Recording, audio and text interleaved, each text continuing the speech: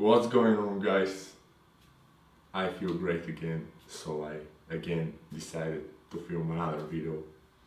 It's morning and it is a specific day. I guess every day is a specific day, but today is a really specific day, Friday 13th.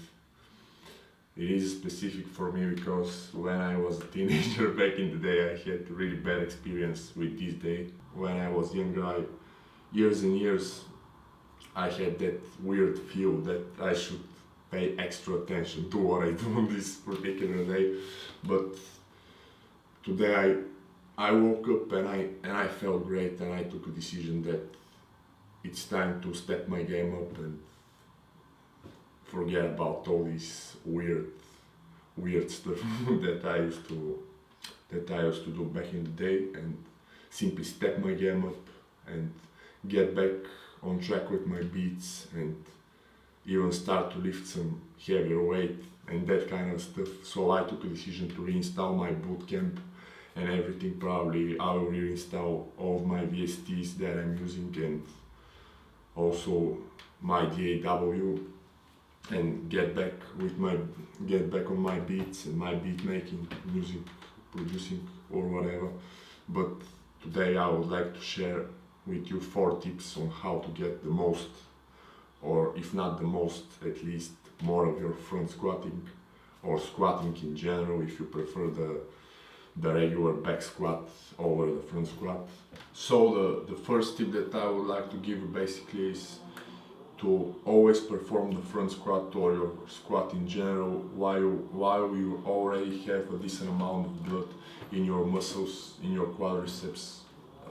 What I mean by this is not simply warming up with lighter weights before your money or your heavier sets, before your working sets, but actually pre-exhausting and pre-fatigue the muscles. I'm pretty sure everybody out there is familiar with the pre-exhaustion and what the pre-exhaustion basically is, but what I highly recommend is perform like 6 to 10 sets, depend on how you feel. 6 to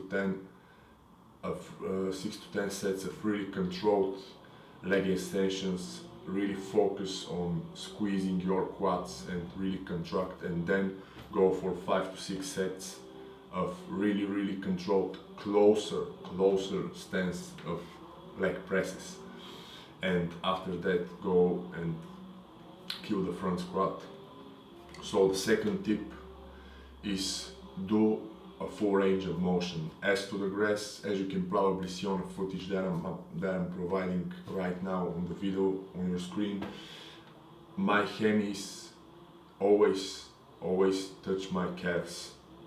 I know it's hard, I know it's a lot more painful, but I guarantee this will make a huge difference in your quad development. So another thing that I would like to mention for the first 2 tips that I gave you is basically they help each other, because I personally feel it's a lot easier for me to go as deep as I can when I already have my quads pre-exhausted and fairly pumped. So the third set, not the fourth, but the third set, the third tip. So the third tip that I would like to give you, probably you are also familiar with this one. It's really popular. For the first time I saw this one on a very epic photo on the internet with Dave Draper and Arnold performing front squats, but they have like a little piece of wood under their heels. Then I saw Ronnie Coleman performing the front squat with 2 of these, like, I think some people call them biscuits. Actually, those are the lightest plates in your gym. They weigh around 2.5 to 3 pounds. I think these that I'm about to show you right now here are right around 1.5 kilos. And yeah, put those under your heels. What I'm trying to explain right here is not to just put them under your heels.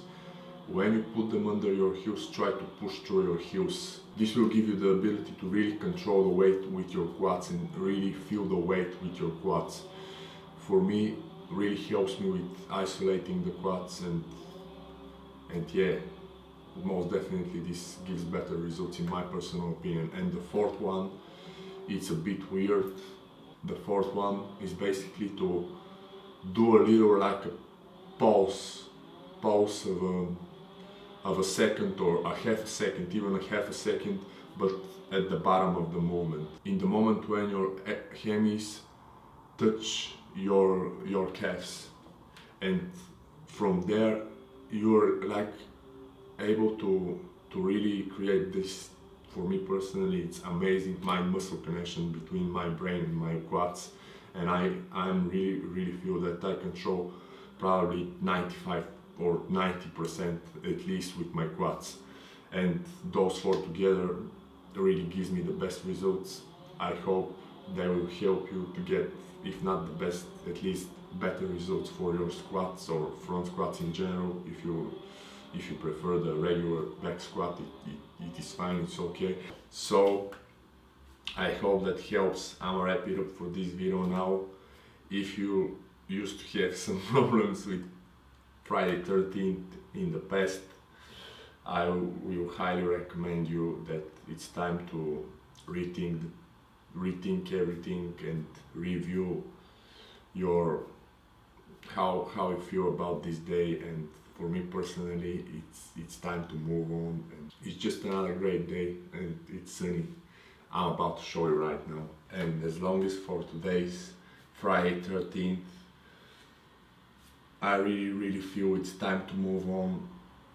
And I always, since I found, I didn't found it, but since I saw for the first time this quote, I completely fell in love with it. You probably are already familiar with this quote because it's really popular. It's really popular and I really like it. In this bright future, we don't need our past. I really love this one. So I hope that helps. I hope that inspires you to go and boost your front squat performance, or step your game with the front squats or your squats in general, or simply forget about if you have any bad experience with or bad memories from other Fridays 13 from the past. Forget about those and feel great, you know. So I'm gonna wrap it up for now. Thank you for watching. Peace, and I'm out.